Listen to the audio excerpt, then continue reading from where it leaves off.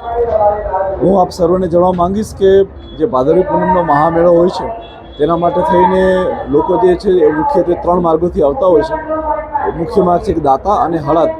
આ સિવાય અંબાજી આવવા માટેના માર્ગની અંદર એક વિરમપુરથી બી લોકો આવતા હોય છે, પરંતુ એ ખૂબ ઓછી સંખ્યામાં હોય છે, જ્યાંથી જનરલી એસટી બસીસ આવતી હોય છે, પગપાળા સંઘો હોય ત્યાંથી ઓછા આવતા હોય છે। મેઇન વ્હીકલો જે દાતા અને હળદ રૂટ ઉપર આવે છે તેમાં દાતા રૂટ ઉપર અમે લોકોએ 13 જેટલા મોટા પાર્કિંગો આઈડેન્ટિફાઈ કરી અને રાખેલા છે। એ સિવાય હળદ રૂટ ઉપર અમે લોકોએ 17 જેટલા મોટા પાર્કિંગ આઈડેન્ટિફાઈ કરીને રાખેલા છે। તમામે તમામ પાર્કિંગની અંદર સીસીટીવી કેમેરા સુસજ્જ છે। જે પણ વ્યક્તિ પોતાનું વાહન પાર્ક કરે છે તેને પોલીસ તરફથી એક ટોકન આપવામાં આવે છે અને રજિસ્ટરમાં બી એન્ટ્રી કરવામાં આવે છે।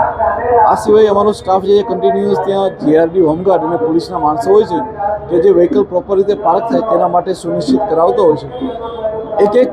એક પાર્કિંગ જ્યારે પેક થઈ જાય ત્યારબાદ નેક્સ્ટ પાર્કિંગને ઓપન કરવામાં આવતું હોય છે અને તેની સૂચના જે છે એ આગળના જે રોડ ઉપરના અમારા કર્મચારી અધિકારીઓ છે તેને કરવામાં આવતી હોય છે, જેથી કરી અને પાર્કિંગો પેક થતા જાય તેમ તેમ પબ્લિકને અમે નેક્સ્ટ જગ્યાએ અમે એમની લોકોને ડાયવર્ટ કરતા જઈએ છીએ। ગઈકાલે રવિવારનો રજાનો દિવસ હોય અને ખૂબ મોટી સંખ્યામાં લોકો આવેલા હતા, જેને કારણે થઈને સાંજે 30 પાર્કિંગ પેક થઈ ગયા હતા। ત્યારબાદ અમે લોકોએ રિઝર્વમાં જે પાર્કિંગ રાખેલા હતા તેની મદદથી લોકોને એ રિઝર્વ પાર્કિંગમાં વ્હીકલ પાર્ક કરાવી અને તમામ લોકોને ત્યાં જે વ્હીકલ પાર્ક કરવામાં આવેલા હતા। Thank you. જય અંબે।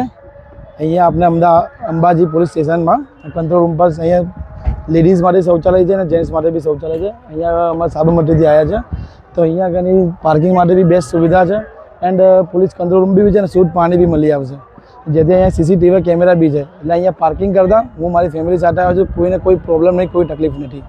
મેન તો આપણે શું શૌચાલય અને પાણીની પ્રોબ્લેમ, પોલીસ કંટ્રોલ રૂમ જોડે જ છે અને લાઈવ સીસીટીવી કેમેરા ઓપન છે, એટલે આપણે આનંદ છીએ।